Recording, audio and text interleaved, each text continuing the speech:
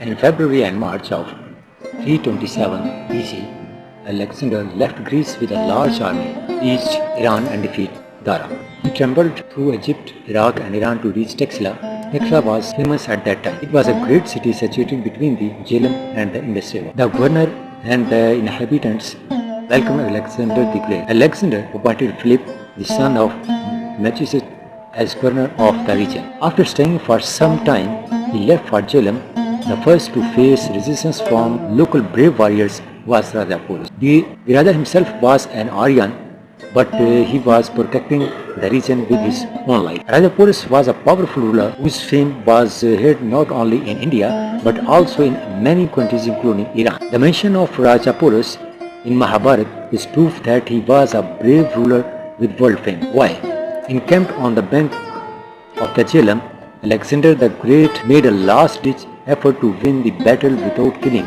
So, he sent his ambassador Hussain to Raja Porus with the message that Porus should rule under me and submit to him. The king smiles and tells him to fight. King Porus had a modern army of elephants, but in size and war equipment, they were much less than Alexander the Great. One of these actions included attacking the enemy army in the middle of the night. This strategy helped in winning this battle. Raja Porus' nephew was Porus Jr., who rebelled during the war, and Alexander joined the Greeks. The son of Raja Porus put up a strong resistance, and the stormy blows of his bravery crushed Alexander at his feet. The son of the Raja bravely sacrificed himself for his country. The cavalry, spearmen, charioteers, and the soldiers in the artillery were lined up in such a way that the Greek army was panicked and the intended target seemed to be in danger. The Greeks ordered to charge the infantry. The elephants did the same. The giant elephants shoot and crushed the attacking soldier and advanced. Porus ordered his army to advance. His elephants created a confusion and terror in Alexander's army. Alexander's soldiers tried to stop the elephants by setting fire. The feet were cut off with axes and the trunks were stabbed with sword.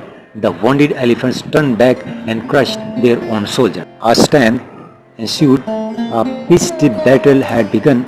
The forces on both sides suffered heavy losses.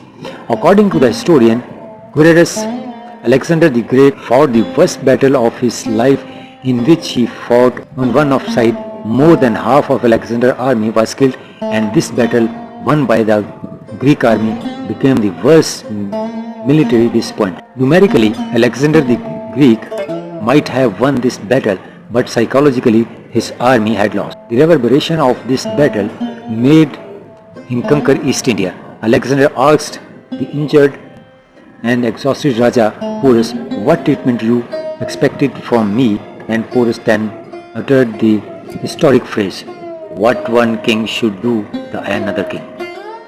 The Alexander the Greek behaved as a should have done. Alexander began treating the wounds of the wounded king with his Greek sages. Before returning to Greece, Alexander the Greek returned Porus his kingdom. Even later, Raja Porus ruled the empire for 13 years.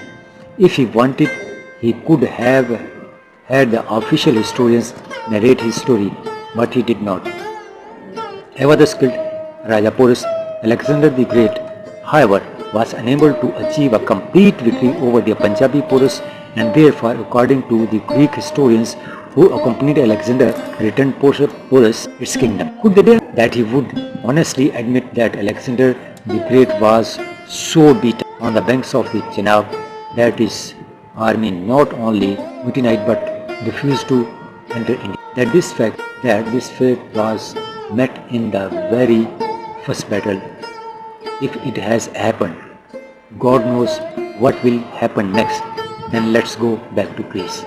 So Alexander sounded the trumpet of his return to Texla, sent half the army back in boats, and with the others half he reached Babel by land, and according to our tradition died were after being wounded by the Mali Jats of Multan.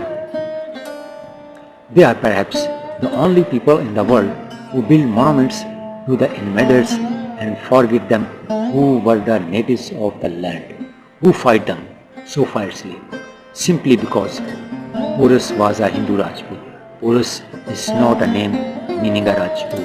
Thus, there have been many Porus in history. I am a minor student of history, but according to the research of Muhammad Hanif Rame and Etazaz Hassan, Alexander the Great was defeated by Porus, who came from Macedonia with intention of conquering India.